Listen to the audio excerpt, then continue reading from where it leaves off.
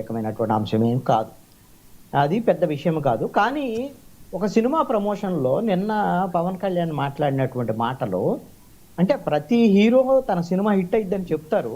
పవన్ కళ్యాణ్ కూడా అలాంటి విషయాలు చాలా చెప్పారు. అటర్ ఫ్లాప్ సినిమాలకు కూడా పంజా లాంటి సినిమాలకి మొన్న 'హరిహర వీరమల్లు'కి కూడా చాలా బిల్డప్ మాటలు చెప్పారు. 'హరిహర వీరమల్లు' అటర్ ఫ్లాప్ అయినటువంటి పరిస్థితి ఉంది కదా! రేపు పొద్దున ఈ సినిమా హిట్ అయిద్దా లేదనేది హిట్ అయిన తర్వాత చూడటం. అసలు అయినా సినిమా హిట్ అవటము, ఫ్లాప్ అవటం అనేటువంటి అంశం అది సినిమాలకు సంబంధించినటువంటి వ్యవహారం. అదేవిధంగా పవన్ కళ్యాణ్ సినిమా లైఫ్‌కి సంబంధించినటువంటి వ్యవహారం. అది రాజకీయాలకు సంబంధించినటువంటి పెద్ద ఏమీ సంబంధం ఉండకపోవచ్చు. ఎందుకంటే already Pawan Kalyan proved power star. ఆయన సినిమాల్లో ప్రూవ్ చేసుకున్నారు ఆల్రెడీ. పవర్ స్టార్‌గా ఆయనకి అభిమానులు కూడా ఉన్నారు. ఆ అభిమానం ఎంతో కొంత ఈ రాజకీయాలకు కూడా కొంత ఉపయోగపడ్డటువంటి పరిస్థితి ఉంది. ఇప్పుడు అదనంగా ఇప్పుడేమన్నా ఒక సినిమా హిట్ అయిందనుకోండి, ఇప్పుడు అతను నాకు తెలిసి అయితే పవన్ కళ్యాణ్ కంటిన్యూస్‌గా 'గబ్బర్ సింగ్' హిట్ రావడానికి 16 సినిమాలు ఏమో ఫ్లాప్ అయినట్టున్నాయి. అవును. అలా అన్ని సినిమాలు ఫ్లాప్ అయిన తర్వాత నిలబట్టమని అంటే అది పవన్ కళ్యాణ్ అది ప్రతిభ లేకపోతే ఇంకోటి అనే దానికన్నా వాళ్ళ ఫ్యామిలీ ఉంది, మెగా ఫ్యామిలీ ఉంది, చిరంజీవి రాజకీయాల్లోకి వెళ్ళున్నాడు, ఎవరూ లేరు. అదేవిధంగా రామ్ చరణ్ అప్పుడే వచ్చాడు. ఇలాగా కొంత మెగా ఫ్యాన్స్కి ఎవరు ఒకళ్ళు సినిమాలు తీసేవాళ్ళు కావాలి కాబట్టి కొన్నాళ్ళు పవన్ కళ్యాణ్ ఫ్లాప్లో అయినా నడిచినటువంటి పరిస్థితి ఉంది.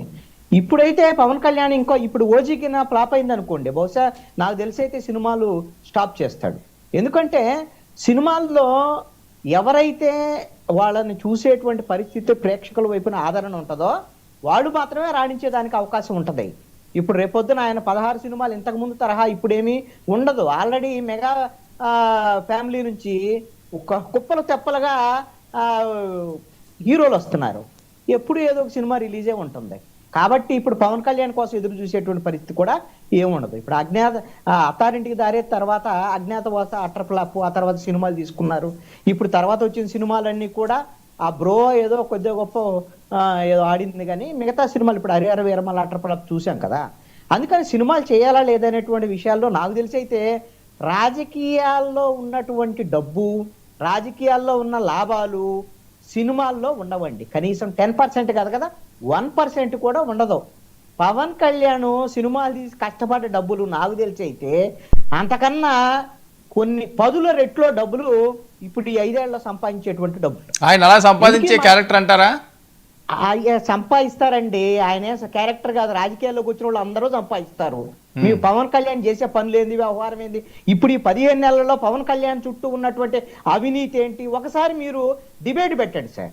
నేను ఈ మాట అడుగుతున్నాను కదా, 15 నెలల్లో ప్రభుత్వంలో అవినీతి ఉందనే దాని మీద ఒక చర్చ జరుగుతుంది కదా. సపోజ్ చంద్రబాబు నాయుడు కూడా మాట్లాడు, కొంతమంది ఎమ్మెల్యేలు, కొంతమంది మంత్రులకు సంబంధించినటువంటి అవినీతి మీద కూడా చేర్చారు. ఏం పవన్ కళ్యాణ్ ఏమన్నా సుతపూస ఏంటండి? మొన్న ఏమన్నా డబ్బులు పంచలేదా వాళ్ళు? జనసేన పార్టీ వాళ్ళు డబ్బులు పంచకుండా ఏమన్నా స్వచ్ఛంద రాజకీయాలు ఏమైనా చేశారా? డబ్బులు పంచే రాజకీయం అంటే ఏంది? డబ్బులు సంపాదించే రాజకీయం అని అర్థం కదా. ఏం పవన్ కళ్యాణ్ డబ్బులు ఇవ్వకుండా పిఠాపురంలో గెలిచాడండి? డబ్బులు ఇవ్వలేదా? మీరు 2 చోట్ల ఓడిపోయినప్పుడు కూడా డబ్బులు ఇచ్చాడు. అప్పుడు అయినా ఓడిపోయాడు, ఇప్పుడు గెలిచాడు.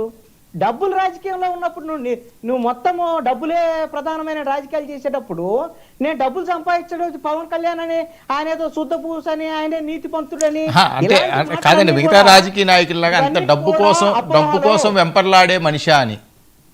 పవన్ కళ్యాణ్ డబ్బు ప్రధానమైనటువంటి రాజకీయాల వైపు ఆకర్షితులయ్యాడు కాబట్టే ఆయన పవర్ వైపు ఇప్పుడు వెళ్ళేటువంటి ప్రయత్నాలు చేయటం లేదు అనేటువంటిది నాకున్నటువంటి ఒక సమాచారం. ఇప్పుడు పవర్ కాదు, ఆయన డబ్బులు సంపాదించేటువంటి పనిలో ఉన్నాడు.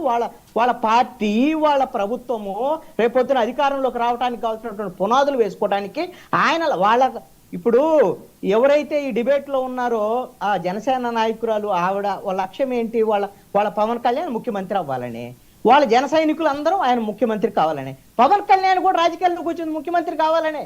కానీ ఆ టైం కావాలి అని అంటే అందుకు కావలసినటువంటిది సరంజామా, మెయిన్ ఇంధనం ఏంటి? డబ్బు, ధనం. ఆ ఇంధనమే ధనం. అది కాకుండా, అది చేయకుండా ఏదో సన్యాసులు మఠానికి వచ్చినట్టుగా పవన్ కళ్యాణ్ సన్యాసుల మఠానికి రాలేదు. పవన్ కళ్యాణ్ డబ్బు రాజకీయం, డబ్బు ప్రధానమైనటువంటి రాజకీయాలే ఖచ్చితంగా చేస్తున్నాడు. కరప్షన్ కూడా ఉంది.